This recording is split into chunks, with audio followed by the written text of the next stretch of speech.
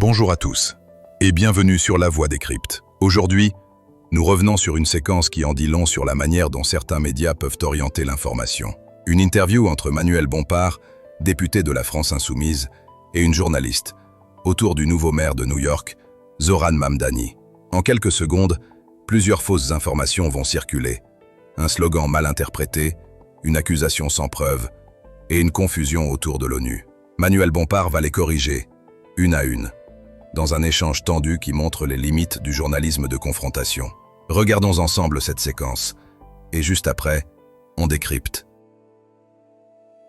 Vous Vaut mieux tard que jamais. Zoran Mamdani, il est ouvertement pro-palestinien et il a repris en son temps un slogan, le slogan mondialiser l'intifada, en clair, faire la guerre aux juifs partout dans le monde. Et quand on lui demande de condamner le 7 octobre, et bien souvent il botte en touche, il répète que le problème c'est l'occupation d'Israël. Est-ce que ça ne vous choque pas? Il y a trois fausses informations dans ce que vous venez de dire.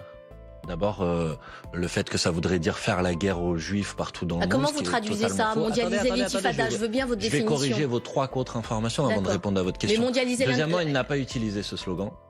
Ça, c'est une deuxième contre-information. Si, il l'a utilisé, il a repris à son constat. Pas récemment, il ne l'a pas utilisé. On lui a posé la question de savoir si ça le choquait que des jeunes personnes l'utilisaient. Il a dit « je ne suis pas là pour faire la police des mots ». Et vous traduisez ça par le fait que lui a utilisé ce slogan. Il l'a repris pardon madame de vous le dire.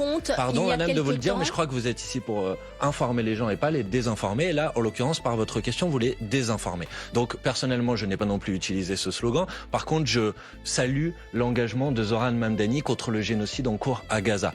Et je dis d'ailleurs que ça lui a valu à peu près les mêmes procès que ceux que subit la France Insoumise depuis des mois et des mois de manière particulièrement infecte et particulièrement inacceptable. Donc ne Zoran pas condamner Mamdani, le 7 octobre il a évidemment condamné le 7 octobre. Madame, s'il vous plaît, franchement, donnez des informations qui sont exactes, parce que sinon vraiment... Alors une information exacte, il lève des fonds pour l'UNRWA, c'est une agence onusienne qui est accusée de collusion avec le Hamas. Madame, ça c'est pas un problème Madame, aussi? L'UNRWA. Oui. Vous parlez d'une agence de l'ONU. Il y a eu une enquête qui a été faite sur ce sujet, sur cette soi-disant collusion avec le Hamas. Quelles ont été les conclusions de cette enquête, madame?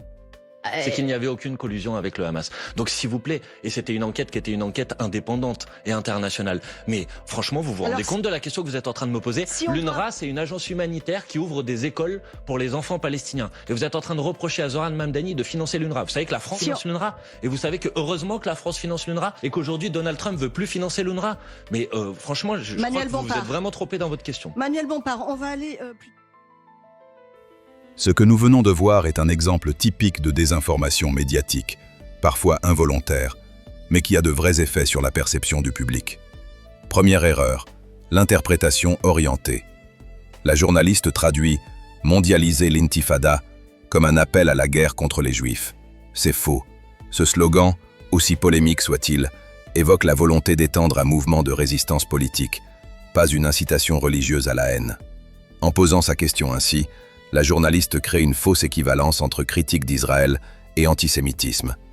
Une confusion fréquente, mais lourde de conséquences. Deuxième erreur, l'attribution mensongère. Elle affirme que Zoran Mamdani aurait repris ce slogan. Or, il ne l'a jamais fait. Il a simplement expliqué qu'il ne voulait pas faire la police des mots. Transformer cette nuance en accusation, c'est un vrai procès d'intention. Troisième erreur, l'amalgame institutionnel. La journaliste évoque l'UNRWA, une agence de l'ONU, et l'associe à tort au Hamas.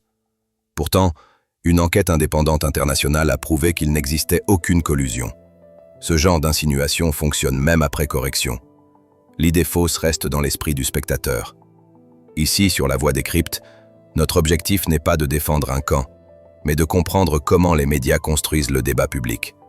Merci d'avoir suivi ce décryptage.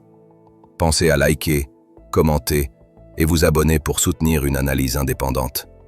À très vite sur La Voix des Cryptes.